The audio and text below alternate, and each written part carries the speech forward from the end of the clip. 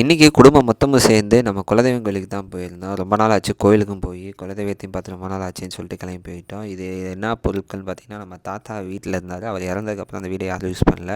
ரொம்ப பேஞ்ச மழையில் வந்து எல்லா வீடே வந்து இடிஞ்சிருச்சு. ஏன்னா மண் வீடுனால. ஸோ அதில் உள்ள பொருட்களை ஃபுல்லாக எடுத்து ஊருக்காரங்க ஓரமாக போட்டாங்க.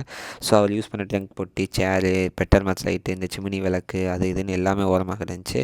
பட் எதுவுமே வந்து நம்ம யூஸ் பண்ணுற மாதிரிலாம் கிடையாது. வேஸ்ட்டு தான். ஏன்னா துரு பிடிச்சி போயிடுச்சு மழை காலத்தில்.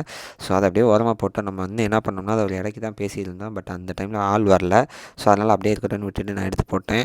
அந்த கேப்பில் வந்து அம்மா வந்து பொங்கல் வைக்க ஸ்டார்ட் பண்ணிட்டாங்க. நாங்களும் அப்படியே வந்து கோயிலை சுத்தம் பண்ண ஆரம்பிச்சிட்டோம்.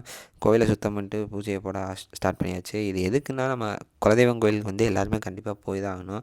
மாதம் ஒரு வாட்டியாவது போகணுன்னு சொல்லி நாங்கள் பிளான் வச்சோம். பட் கடைசி 2 மாதம் போகவே இல்லை. ஸோ அதனால் கண்டிப்பாக போயே ஆகணும்னு சொல்லிட்டு இந்த ஞாயிற்றுக்கிழமை கிளம்பிட்டோம்.